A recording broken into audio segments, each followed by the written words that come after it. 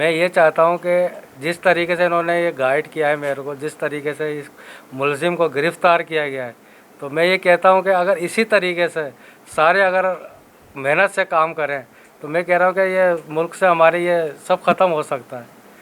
हमारा तो यही किरदार है कि चलो मेरी बेटी गई है ना, मैं अपनी बेटी के तो खैर गम बर्दाश्त कर लूँगा, लेकिन अब जो है ना मेरा ये फ़र्ज़ है कि अब मैं दूसरी कोई ज़ैनब या मेरी कोई महम कोई इस जो है इस तरीके से उसके साथ ज़्यादती ना हो। मुलज़िम इनके मोहल्लेदार हैं, इनके मोहल्ले में रहते हैं और इनका एक दूसरे से शनासाई है, बच्चे आपस में एक दूसरे के साथ खेलते हैं। तो मुलज़िम ने जो है वो बच्ची को उस वक्त रात के अंधेरे, उस टाइम पे वहाँ पे बिजली हर रोज़ चली जाती है और उस वक्त जो है वो उसका अंधेरे का फ़ायदा उठाते हुए और बच्ची के साथ मानूसियत का फ़ायदा उठाते हुए उसको बहला फुसला के अपने साथ लेके गया और उसके साथ ज़्यादती की। और ज़्यादती करने के बाद चूँकि वो इसको जानती थी तो इसलिए उसका मर्डर कर दिया। डीएनए जैसे मैंने अर्ज़ किया कि मैच कर गया है, एक सबसे बड़ा एविडेंस उसके अगेंस्ट ये है।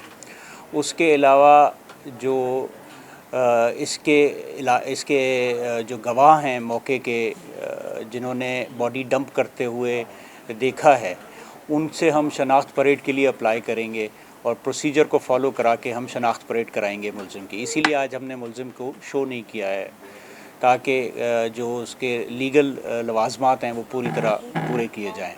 ये एक ज़हनी बीमारी की निशानदेही है मुलज़िम जिस तरह का उसने रवैया दिखाया है।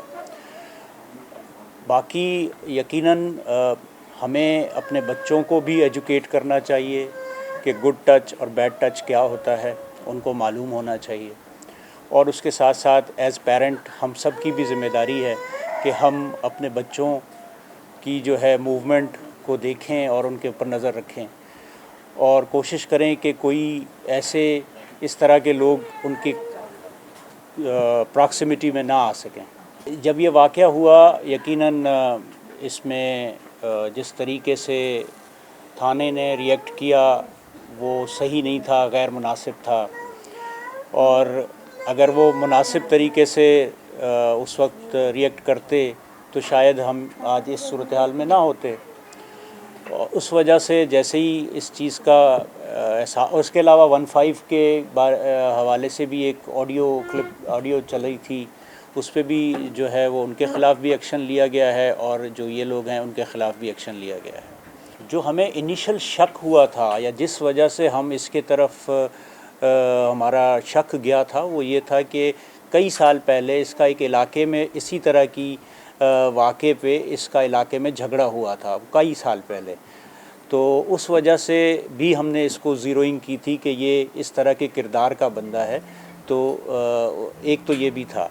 इसके अलावा इसका पास्ट में कोई झगड़े का भी कोई केस है, लेकिन कोई और इस तरह का कोई केस उस पर दर्ज नहीं है। बच्चों की गुमशुदगी है उसको बहुत सीरियसली लिया जाता है और ख़ास तौर पे इस तरह के वाक़यात के होने के बाद तो उसको मज़ीद सीरियस लिए जाने की ज़रूरत है और हम कोशिश करके लेते भी हैं। और इसमें तो अब AVCC जो है वो बाकायदा इसके जितने भी केसेस दर्ज होते हैं उसकी इन्वेस्टिगेशन इमीडिएटली उनके पास चली जाती है और वो इसको इन्वेस्टिगेट करते हैं। ये बहुत करीब ही घर था, बल्कि यूँ समझ लें कि वॉकिंग डिस्टेंस पे था। ये रिक्शा चलाता है और हम इसके तरफ माइल भी इसी वजह से, एक और फैक्टर जो ज़ीरोइंग इसके तरफ हुई वो इसी वजह से हुई कि जो एनी गवाह जो थे मौके के, उन्होंने रिक्शे में से बॉडी डंप होते हुए देखी थी।